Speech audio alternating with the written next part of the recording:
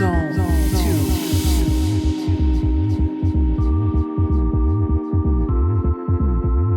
guys, it's Andrea again. Welcome back to Zone 2. I have a very, very special guest for you guys today. And we are clearly not at the office. So yeah, I'm gonna go ahead and let you introduce yourself, give us a little bit of background as to where we're at, and then we'll kind of really get started. Cool. Cool. Damn, I gotta get used to this. My name's Ray, and we're at the Barba Shop. And I say it like that because people think it's barber shop. They're like, yeah, which barber shop? I'm like, the Barba Shop.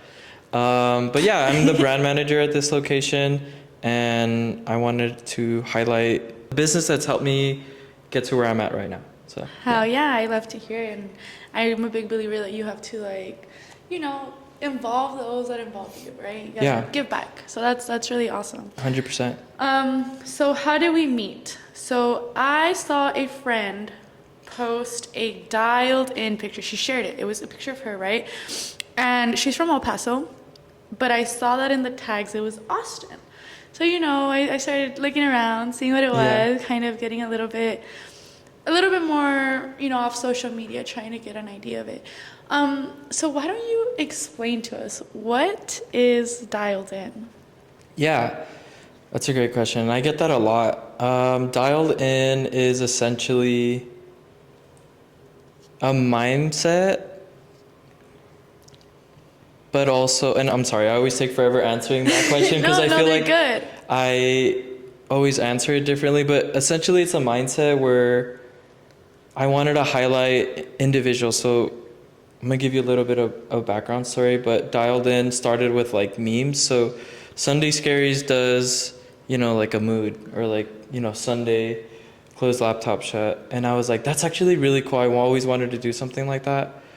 But I noticed that some individuals never highlight themselves. Like they're like so nervous, and I'm like, no, like I would always hype people up. So essentially, yes, it's a mindset, but I wanted to highlight individuals to show like, I look up to you. I see your posts, I acknowledge it. I don't like your stories because I'm trying to flirt with you or something. I think because it's cool. It has potential. Yeah. Yeah, I love that. So one of the big reasons why I wanted to start my podcast was because moving here to Austin, I've met so many people that are, I don't like to think I'm easily influenced, but very influential people. People that are active doers, people that are constantly getting involved, people that are doing things that, don't care what the outside world has to say, but just progress. So I think you having that outlook and really that mindset, of hey, you are doing something that it's interesting enough for me to want to highlight. Yeah. And that's sick. People don't do that anymore, so that's super sick. Yeah. No, and essentially the barbershop owner, his name's Abel, he reached out to me to be a part of this. He pushed me to get a haircut, and I was like, I don't want to cheat on my barber. And when I got here, I saw their Daield sign, which is over there, and I was like, being in Austin, you don't really, people don't highlight being a Latino. Yeah, it's kind of rare, you know? So then when I was here, they were playing reggaeton, and I was like, okay, I'm comfortable, I feel good. I sat down with Chris, who's your chair, and he's a Latino barber, and he always pushes Latino excellence. And I was like, I feel so comfortable, welcome, I'm in my grandma's house, Hell yeah. And he pushed me to do stuff. So I was like, oh, okay, wait. That's exactly what I was trying to do with Daield, and I just couldn't ever figure it out. And I couldn't find something to say. I didn't want to be mood or those little captions. The right catchphrase almost. Yeah, exactly. And I feel like it worked. And speaking of that, there's another business that is using Daield in. Really? So I have to push it's the Call Me Daddy girl's friend. He's using Daield in. Anyway, I just remembered that. You gotta put fucking copyright on that shit. No, it's trademarked, so I have to send it. I have to send a cease and desist. But since they're such a big company, I'm like, it's a little harder. It's okay. Anyway. Now that's a crazy problem to have, but nonetheless, imagine, like, that's a pretty cool problem to have, low key. I right? guess, yeah, where you're like, wait a second. I saw it and I was like, wait a second. That's mine. I want to, because you can dial them, you can call them, and I want to be like, hey, what's Did up? you know you stole? Yeah. Dialed in? My name is Ray, what the hell did you do? Yeah. Nah, dude, that's crazy. Like, I think that you made such a great point that here, and maybe it's because we're not around the right crowd, but being a Latino is not highlighted here, you Yeah. know, and like it's almost like a little nerve-wracking, you know, but I think owning it, and I think, like, for me, dude, what do you mean you couldn't tell I was a Latina? Like, Yeah. what do you mean you didn't know I could speak Spanish? Like, Yeah. and people are struggling to speak English to me, and I'm like, ¿pa qué? Yeah, just, yeah. Like, what? But I think, like, being involved, and I think, like, that kind of takes it back to, like, where we're from. I think that's another thing that, like, was really cool that we had in common, the fact that we both came from El Paso, you know, it's a border Yeah. town. Everybody speaks Spanish, you know, and if you don't, you're learning it, like, without wanting to, you know, like, without even being, like, aware that you're just surrounded by culture, you know, Exactly. like, I mean, it took me, menudo, still haven't found a good place. Yeah. Tacos, psh, barely found a good place. I tell my friends, hey, you guys want Mexican food? Go buy the ingredients, dog, and I will make it for you at home. I do that at home too, yeah. I'm like, don't even try, like, just come over. That's so Right? funny. But it's one of those things where we're like, I think being here, like, I was a little nervous that it would have pushed me further away from my culture, but I think being so far away from it, like, I craved it, and I think that actually brought me closer to my culture. So you grew up in El Paso, right? Yeah. How did your upbringing influence, like, your creativity now? That's a really good question. So my grandfather was a photographer, and he always carried his camera around, and he let me take pictures. And so my Daield, who's, when I repost it, he'll see it. He was kind of a hard ass on me, and he's a newspaper editor. I don't know exactly what he does. He always carried a camera, and he's like, you're shooting wrong. But I always try to prove him right, you know? And when I would take a picture, my grandpa would kind of say, like, you figured out, like, you think that's cool, and you took a picture of it. You pressed the button. And I feel like because of that, it ignited something in me. And yeah, and being in El Paso, you see so much art everywhere, even if it's like tagging or like just walking around the neighborhood. So I'm from Sunset Heights, but even when you go to like the west side where you're at, It's starting to be incorporated more. Like, now you see it on the sides of Exactly. buildings. Yeah. Like, I feel like before Restaurants. it wasn't like a common thing, you know, like people were like, yo, stop, you're drawing on the walls. Yeah. And now it's like, okay, there's art on the walls, o sea, es algo bonito, es algo para tomarse fotos, like something almost like all inclusive to the community. Do we still see like shit get vandalized all the time? Absolutely. Yeah. Siempre va a haber gente así, pero I think the community kind of coming together and kind of creating like these pieces of art. Like, I have a homie whose dad owns a tattoo shop out in El Paso, and they're always putting up art. Like, I mean, this is like probably like one of the most like creative families I've seen. Like, truly, like the way that they move, the way that they put things, the way that they put things out. I'm beyond in awe. I just got to meet his dad recently, so that's kind of like why. Yeah. Like now You I understand. know. Ajá, cómo crecieron casi. Nah, Interesting. yeah. That was crazy. That was crazy for sure. Nah, but that leads me to my next question, and it kind of goes back to how I came across your page. That girl, I forgot her name, but I follow her, and she reposted the Daield in that she was in. And I guess like my next question is how I'm assuming collaboration's a big thing, Yeah. right? Because you know what we've talked about, it's important to not just give back, but also give kind of like a spotlight to those people, right? How do you choose who you collab with, and why is collabing, you know, with other people so important? Yeah, I want to build a community, and that's essentially what we do at the barbershop. And he highlighted, I just never knew how to put it into words. And working with them for 2 years, it's not only just relying on individuals, but you get inspired. So I feel like it's inspiration, and I want to meet your network too. So if there's people like you, then it's like, oh, that's why I picked you, because I like a little bit of what you're providing from your friend, or you follow me because of this. And I feel like I don't just pick people just randomly. I feel like I have to see that you're posting, and I don't want to say that I use them for followers and stuff, but I want to use them for like inspo. Yeah, I see what they wear, and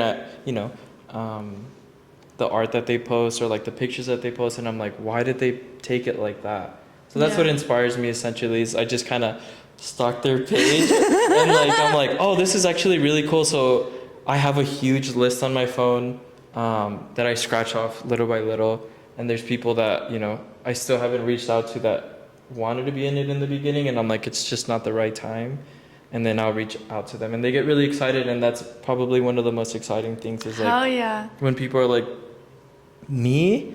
I'm like, yeah, like, don't feel so surprised, like you inspire me for this reason, or that Yeah, and I think that is like such an interesting thing to say, because like it's almost the same like from this side, like asking people, hey, like, can I have this conversation with you and record it? Yeah. Right? Like being able to sit down and like have those conversations. And I live by this one line, and it kind of helps me choose who I have in my group. None of the people I invite to my table bring just a plate. They bring a dish, and I think like that's so cool that everybody eats from what everybody brings. Nobody doesn't provide something.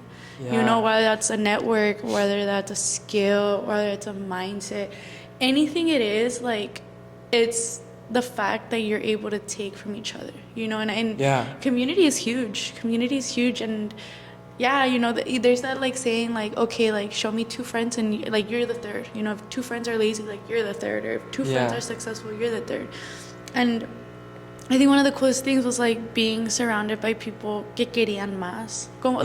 I didn't know how to not want more, knowing that the people I was hanging out with more was regular.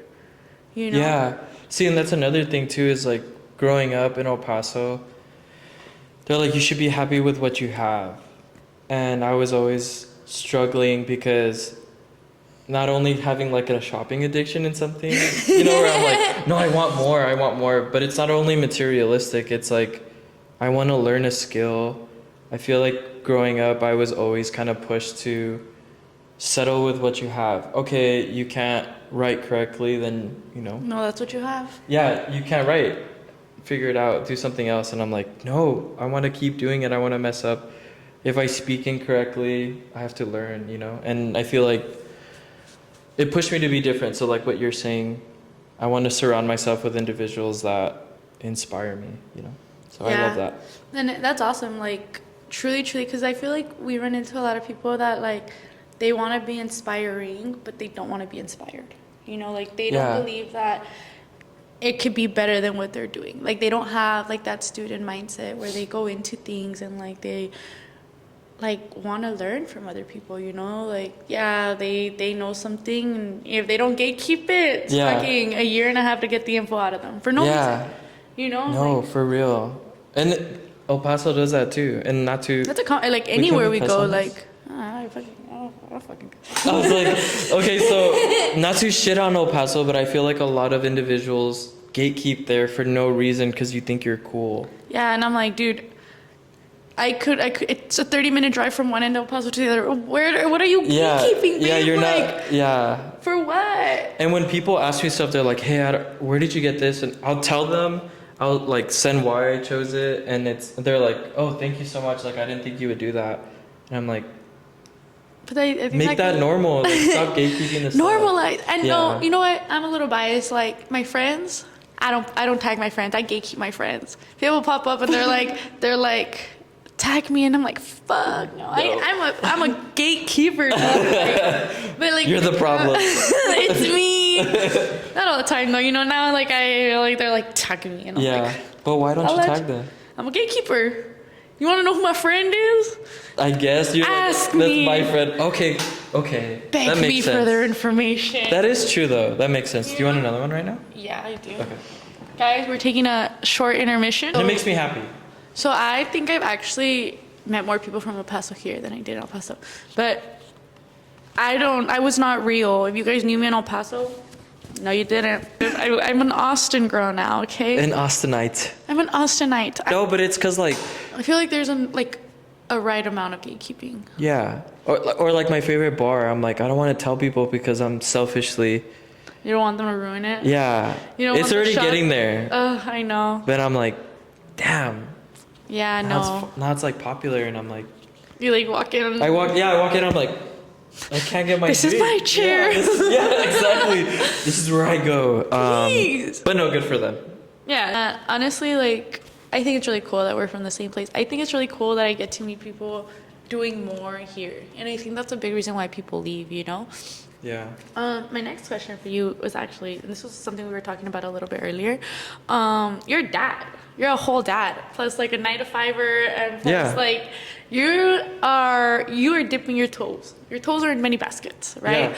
I guess how like has being a dad like influenced your creativity? Like, and the reason I ask that is because I'm not a parent, but I have people who are parents, and being a parent is not easy. It does not look easy. It does not feel easy. Like, Yeah.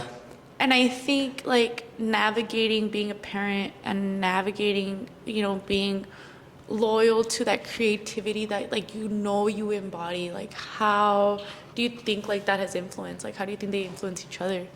Yeah. The way you worded it is really good. And I feel like the way you've been wording things, I'm like, I know how to answer that, but let's just appreciate how she worded it because it's guys. very good.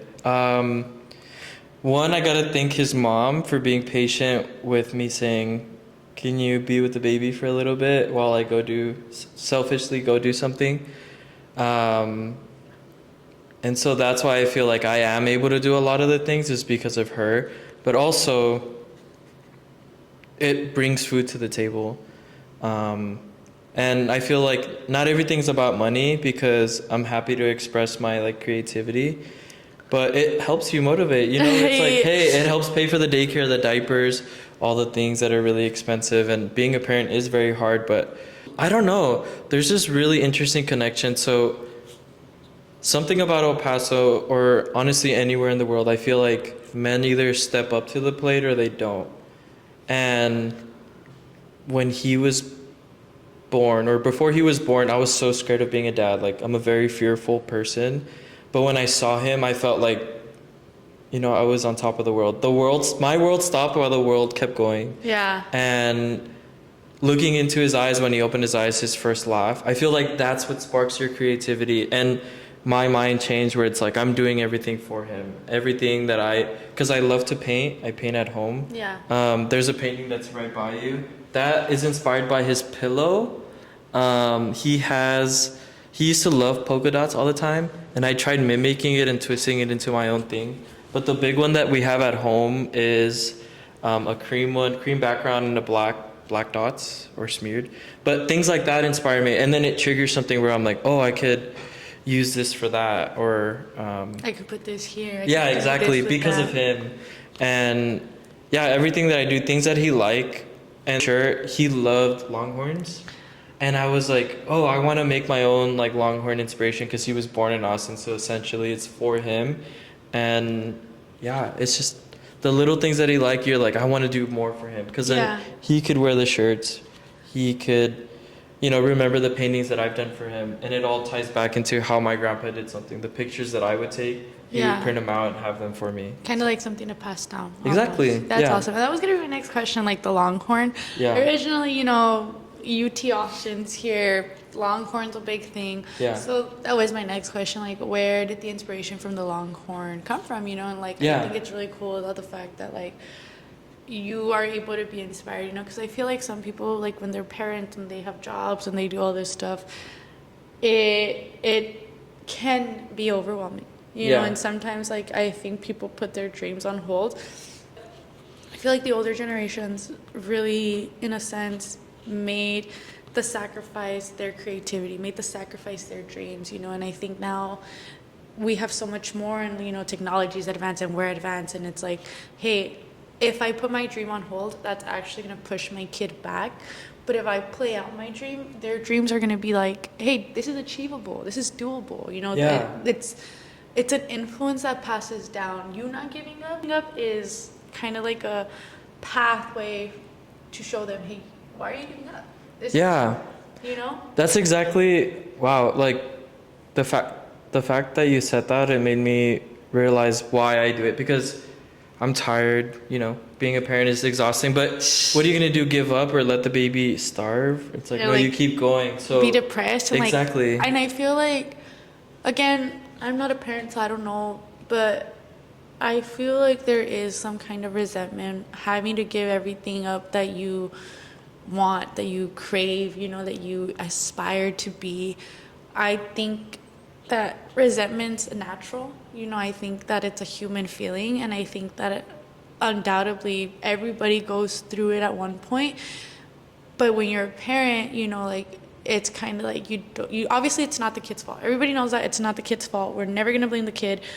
But at the end of the day, like, we're humans and we have feelings, and like, that was that changing factor, you know, that was that new factor that caused life to go one way or causes life to go the other. So props to you for being able to be like, hey, I'm gonna keep following my dreams, I'm gonna keep putting food on the table, I'm gonna do what I have to do, but I'm not gonna like get away from where I want to be, you know.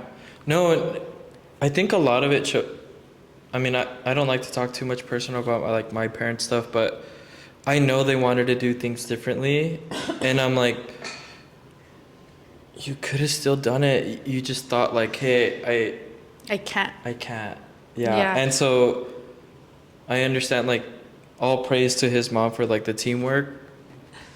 Yeah, like my parents would always say like, oh, I wish I would have done that, but I'm like, you could have. Like, and I think like that is such a, I don't know, like, we're in such an interesting place where like not only can we do that, but eventually like us getting there will give us a better opportunity to give back to our parents and get them closer to where they want it to be. Yeah, You know? exactly. Yeah, and sometimes my mom is like, I'm so proud of you for this because you're doing it. Like, she was so afraid of doing something, and I feel like that's where I got my fearful stuff from.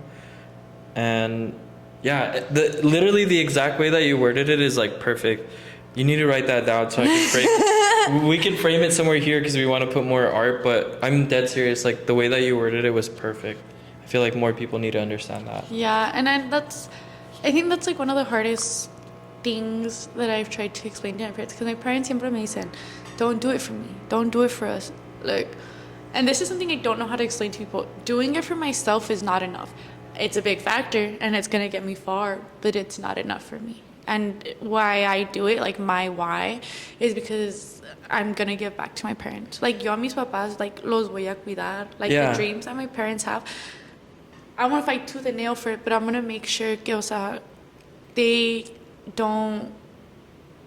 I can't say like they don't die before like I get to do that, you know, because God does whatever He wants. But like, that's my why, you know. Like, at the end of the day, like, I want to give back to them. Like, they've done so much for me and they've sacrificed so much for me, and even their dreams, like their goals, you know.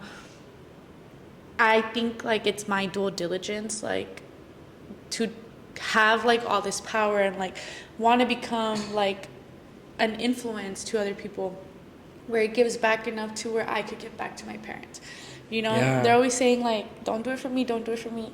Okay, I love that, thank you for being selfless continuously. Yeah. But that just pushes me to want to do it for y'all more. Yeah. And that, explaining that to people, like explaining that to my parents, Yeah. is like a far-fetched topic because they don't understand it. Yeah. It's weird. Yeah. You know, it's foreign. Maybe like after this, 'cause I'm pretty sure they support you and watch your stuff. They'll Hopefully. Yeah. No, they do. They do. I feel like they will understand coming from a parent that it's like, we're doing it for you. I think about my parents when I do stuff all the time. I call my parents. I'm like, I just did this. I'm going to be in a podcast. I put in our group chat. Even if they don't talk, they're just like, cool. Or like give it a little thumbs up. Yeah, they're like, yeah, exactly. And I'm like, that they could have not answered. So, but anyway. and like, okay, so like, it's a little weird. My grandpa, like him, like I send my videos to his caretakers so he could watch me, you know, because I know I'm far, and I knew when I left home, I was gonna run into things, and I ran into some things that I never in my life expected. And being so far away from home, like eso, that's what my mom would tell me, like, if you're so far, like, what are you gonna do? You know, how are you gonna come back? Like, how am I gonna get to you? How are you gonna get to us? And you know what, shit happened, and I got to them, you know, and then if things happen, like, I'm a big believer que they can get to me, you know, and it's one of those things where, like, you navigate as an individual, and you have to, like, kind of prepare, you know. So my grandpa, he was one of the first people I told. Does he watch my videos? Hopefully they put them on for him. My mom was the second person I told that, porque pues, like, it's just like weird, you know, like it's out of the box. Like, what do you mean you're starting a podcast? Like, what? And my dad, I actually haven't told my dad. Yeah, my dad doesn't know. But because my dad's a very traditional Mexican, he's like, you need to get a 9-to-5 job. Like, you need to get a degree. He's like, you need to do this, you need to do that. And explaining to him, like, I don't see myself working for somebody. I can't. Yeah. He's, what do you mean you can't? Yeah. You can. You know, and I think he's right. You know, if I really wanted to settle down and kind of figure it out, absolutely. Pero would I be happy? Fuck no. Would I be satisfied? Absolutely not.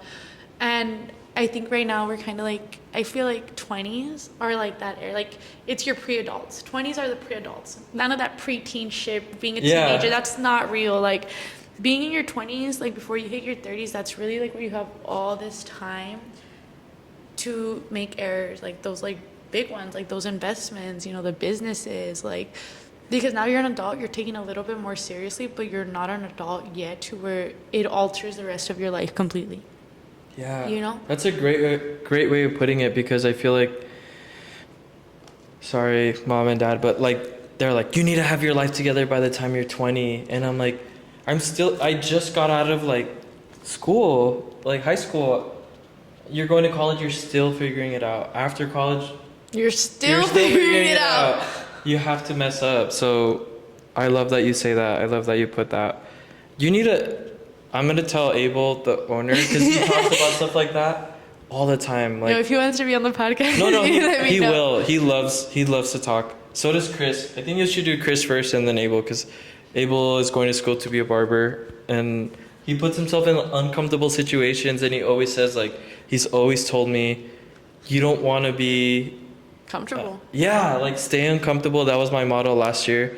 And you don't want to be someone's, like, bitch, essentially, where you're like, okay, I'll go get you the coffee. But yeah, he essentially says, like, you want to be your own boss. Everyone here is technically their own boss. Like, they... Exactly. No, it's true. But, like, if you think about it, if Sylvia, who's in this chair, if she doesn't put herself out there to say, like, hey... I'm a barber. I do A, B, and C. Yeah. They wouldn't get clients, and so on and so forth. But it's like, if you didn't try to do something different by putting yourself in, you know, an uncomfortable situation and interviewing people, how would you know? Yeah. You know? You're like feeling like, I don't want to be working for someone, but then you just keep doing the same thing. So shout out to you for doing that. Like, it inspires me. And see, that's why you were in Daield in. Cool thing. And like, honestly, like, it was awesome to be a part of that, you know, because I think you meet people through the internet, but then you also meet their people, and then you start meeting people around them, right? Yeah. So like, I don't know if you do like any like run clubs or anything like that. I haven't had the chance to go to like any of those run clubs because it's so early in the morning. And then I'm like, he's up crying because he's hungry, so I have to make food by the time I'm making food. And like, because we don't want to raise an iPad baby, so I do very like hands-on things, have him run around, play with toys. That's really good. Not too much TV. Do you ever find yourself like in situations where like you're like, give me the fucking iPad, bring me the cellular device right now?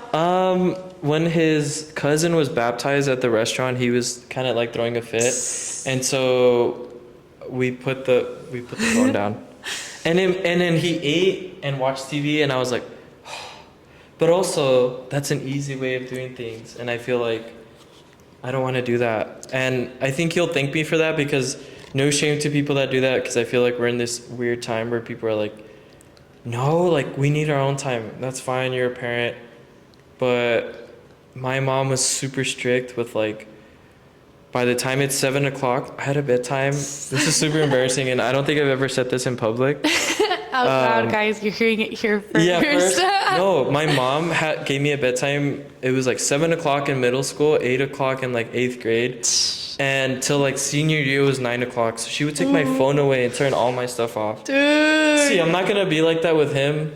Maybe depending on how good he acts, but my mom was so strict with stuff like that. But I was outside playing basketball. I was like figuring out my baseball swing. I was drawing.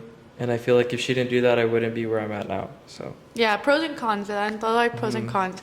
Yeah, my mom would like try to give me a bedtime, and then she'd take my phone and sorry, mom, she'd fall asleep, and then I'd crawl into her room and get on my phone for a couple of hours because she's knocked out. yeah. I'd put it back. Time to go to No, bed. we're light sleepers. So like if the door opens, my mom would be up. Or like I get up in the kitchen and then I would see her all greñuda, like just standing there staring at me, and I'm like, they're mid snack. And she was like, what are you doing?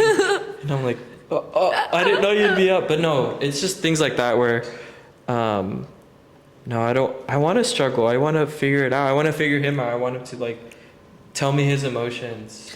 Yeah. You know, like and I'm honestly, hungry. I feel like with kids, like with one of my friends, her baby, right? He's a mama's boy. Está muy acostumbrado a estar con ella. You Yeah. know? And there's nothing wrong with that. There's nothing wrong with that.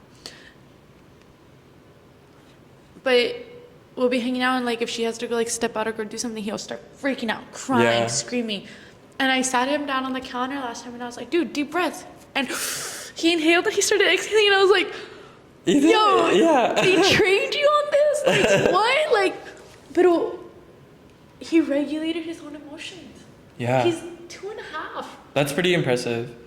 You know? Yeah. Like, and then kids, like, I truly, truly believe, like, kids are sponges, dog. Like, kids will sit there and absorb. Yeah. And I mean, I forgot what we were listening to. It was like some old reggaeton song, and he does like, ooh, ah. What's that song? What's that song that does I know that? which one. But he does that now because of that song, and I'm like, maybe I should minimize like the songs with cussing. But yeah, like, he's a sponge. I mean, we're sponges. Yeah. You see something and you're like, oh, you know? Yeah. So my next question, based off us being sponges, you know, we learn a lot walking on this little path of life, right? But I feel like with that, we don't necessarily always learn the right things, right? So what is something that you're currently unlearning? Well, it's kind of like hard to talk about, but I would say lying. Fair. And I took me a long time to say that because I've never really like told people that like I would just say white lies. And like sometimes there are cariños and stuff, but then I feel like I started putting that putting that in my like life, and I don't want to be like that. And there's someone in my life that I won't like acknowledge or say that they were doing that and I took it from them, or blame them because it's all on myself. But I would say It's a learned skill, right? yes. Yeah. And I don't want to do that. So I'm trying to I am being better about it because I'm not. No digo mentiras. Like there's no reason to lie. I don't know Yeah. why like that's so normalized. And normalized as fuck, dude. And I think like that's one of the cool things. Like when you get to a point being honest consecutively, now what? Or now what? I know what I said. Yeah. And I'll say it again. Yeah. You know, I think like it almost backs up your confidence. You know? Yeah, and see, like, I wasn't confident when I was lying. Like, I gained weight. I wasn't being creative enough. I was just, half-assing my life. And this is again my personal opinion. When you do ugly things, you turn ugly. Yeah. You know, and I think that's kind of why, like, one of the things that I'm trying to learn, and we kind of touched on this a little bit earlier before we started, being worse. right? You're bad, I'm worse. And that's something that I'm trying to unlearn, because at the end of the day, like, I am not worse. You know, that is not who I am. That is not who I want to be. You know, and I think working really hard towards something, you know, not lying or not being spiteful and revengeful, you know. Yeah. Fun fact, a little ADHD for you guys. One time I was so spiteful that I was going to become a barber. Yeah, What? because this guy that I was talking to, he had a girl barber. He was mad suspicious about it. I was like, dog. So yeah, after that, I got real spiteful, and I was like, you know what? You're right. Having a girl barber sounds real cool, doesn't it? So yeah, I started like calling like the schools and like. Yeah. So like, what are the courses like? How long is the course? You know, how much is it? Like, what do Yeah. you get? Like, what comes with it? You know. Yeah, I think about that sometimes. I still think about it. It's on my list of like things I want to do. I like the way I see this, because like a lot of my friends have sons, Yeah. right? Even daughters. And I used to do my hair for a long time. Now I finally have somebody I'm loyal to. If you see this, I love you. But Kids. I did that. Yeah. I did that like for a long time, and I was telling my homies, I was like, look, girl, be for real, right? Be for real. If I get good, you'll never have to pay for your kid's haircut. And you know, you bring me a little steak dinner or something. Dog. Yeah. I might even cut your hair too. You know? Yeah. But like, though, like obviously, like I have a lot of little skills, and I like to collect hobbies. I like to collect skills. You know, and I'm like, okay, like this is an actual trade. You know, how sick would it be? Like, yeah, I'm going out of town, but I'm also gonna cut the whole family's hair.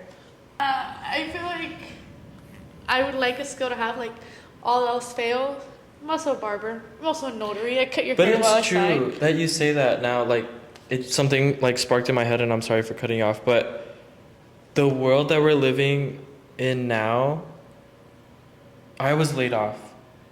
And then I was like, fuck, what the hell am I going to do? And they were pushing me to be a barber, but I don't like touching people like that. I feel like going into like kind of dialed into is people are so ugly about things.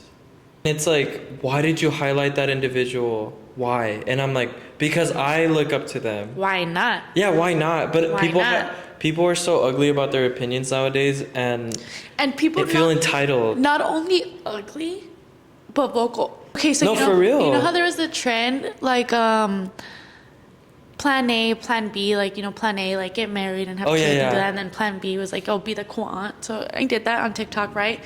Because that's what I am. I'm a cool aunt. Yeah. I'm a cool auntie. I'm trying to be more present for my nieces and nephews. And these guys were very fucking quick to comment, yeah, we know what plan B stands for.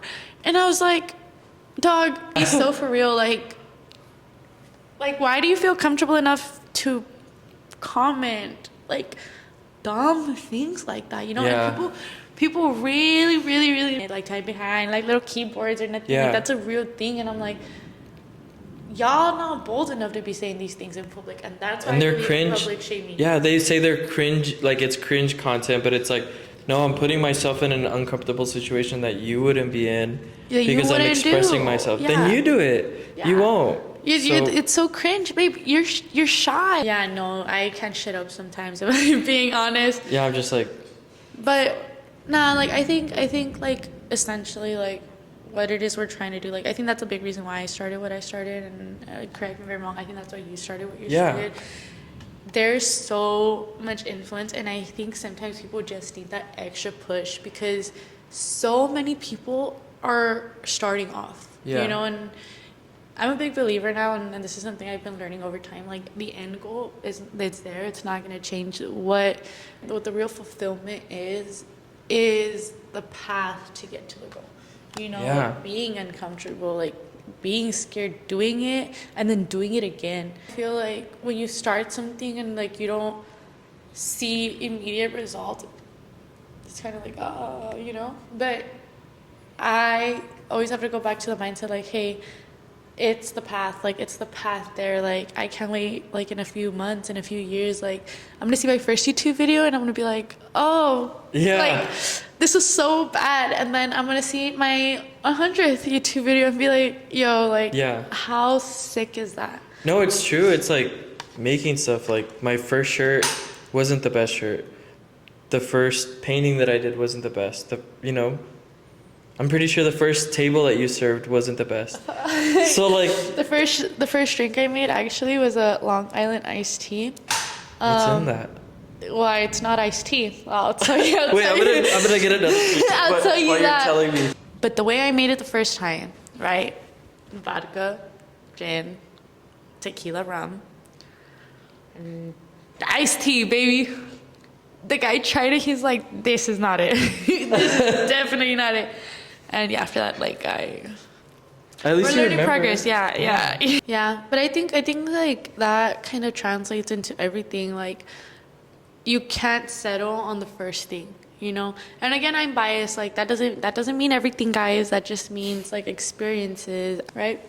But Yeah, I was willing to do it wherever, but I felt like it would be a cool spot for you, like in the long term, because the people here have opened so many doors for me. And when I told them about you, they were like, "Oh, cool." And I know that low key they're feeling inside like, "What about me?" Especially this guy, Chris. He works so hard, so I feel like he deserves all the things. You need to like watch one of his Instagram reels where he talks about his life. And I'm a big believer, dude. Like vibes are important. Like I like my sister is my soul. My sister and my grandpa, like they are my soul. And my sister, like now that she's of age, now that I could take her everywhere with me, I take her everywhere. Like, yeah, I have her with me at all times. Like if I'm in town, like I bring her. Like she'll fly down, she'll hang out with me for a couple of weeks. Like I'm slowly introducing her like to raves, you know, to things like that. Yeah. But I'm extremely overprotective with her. Like this is my baby. Yeah. You know, and I think like she picks up on things that I'm very neglectful to pick up on. Like there's certain things and vibes or people will do certain things and I let a lot slide. Because at the end of the day, like the trash throws itself out. You know, wow, truly. yeah, it's really. Did you make that up? Fuck no, one of my homegirls did like different, Really good. The topic on that's different, right? Like where it came Yeah. from, but I think it fits in so much. Like truly, like la gente se saca, you know. And I'm so blessed that like my little sister is like that fresh pair of eyes for me because she'll pick up on vibes that I don't pick up on, or vibes that I do pick up on, but I just can't focus on, you know. Yeah. And she'll point things out for me like, hey, you don't think what was said was weird? You know, that didn't rub you wrong? Because you're in the moment and like, yeah, And I get that. And, you know, what sucks is like she's so right. You know, like sometimes people be doing shit and sometimes people be saying like the weirdest shit, like, and you could tell right away, hey, the only reason you felt comfortable enough to say that was because you have a little crowd. You thought it was gonna fucking land. You thought it was gonna be funny. And guess what? It wasn't funny. Now you have to back it up again, say some dumb shit again. Yeah. And like for me, like I'm a big believer where like I gotta work and focus on what I can control. And I am not in control of anybody else, unfortunately. Like I truly can only control myself.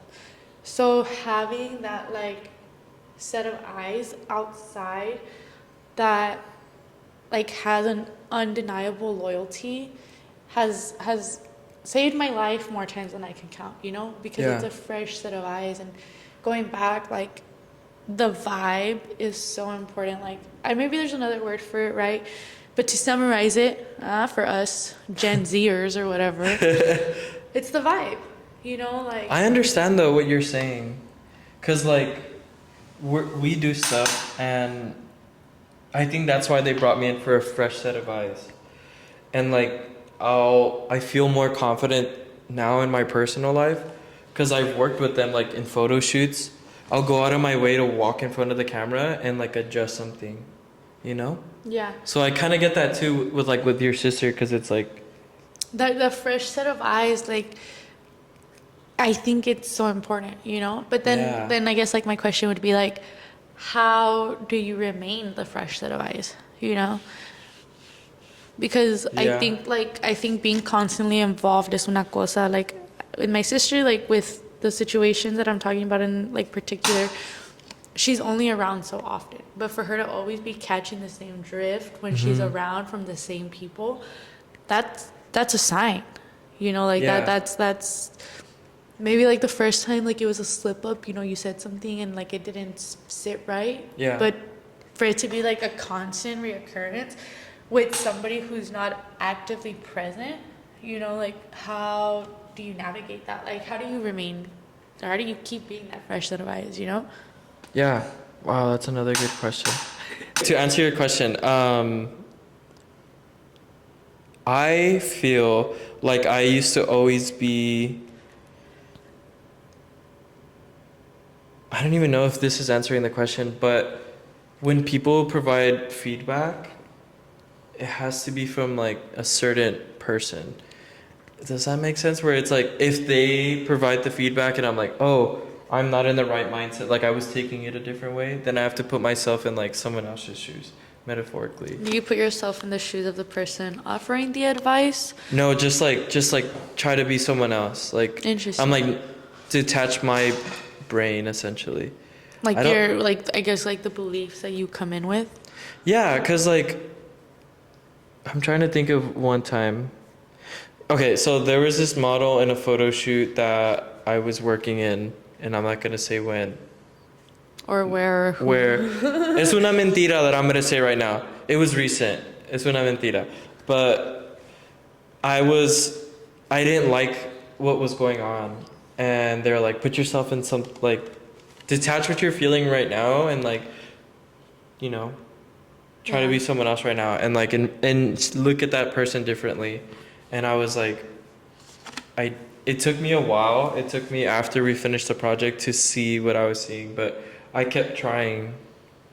I don't think that answers your question, but I think that I don't know. I think that's like great a really question. interesting thing though, like not even putting yourself in the perspective of that person or the perspective of you, like completely third person it, you know? Yeah, like, yeah, exactly. Where I'm just like, how do I take off my shoes and like just be something else? Yeah. And I think that's something I'm actively trying to learn is like, damn, like I feel this one way, like how do I detach from it, look from it from like their perspective, and then taking it a step farther and looking at it from like an outside perspective, you know? Yeah. And I think it's so hard to detach from my opinion because like si estoy sentida or if I don't like how something is or if something hurt my feelings, detaching from that is so hard. It's so hard because like nobody else was hurt but me. Yeah. You know? Yeah, a friend of mine, his name's Rob. For his bachelor party, we didn't do anything crazy. It was like a basketball game, and we prayed before. He's like very religious, and what they said was like put it in God's hand, like just say that out loud.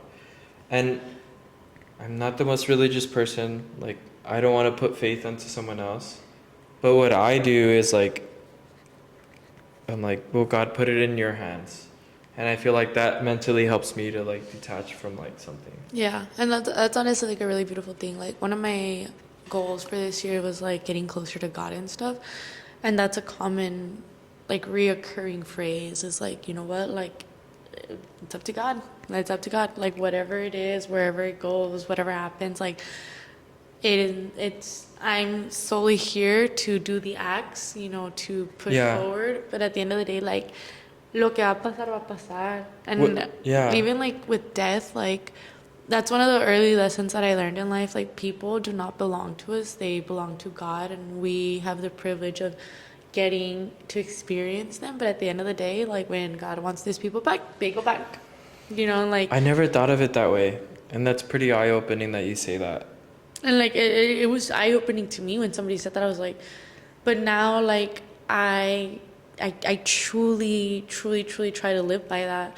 Like I am so blessed like to experience the people I have in my life and like and I think that kind of gave me a really, I feel like people are very scared of death, and that gave me a really beautiful outcome to it.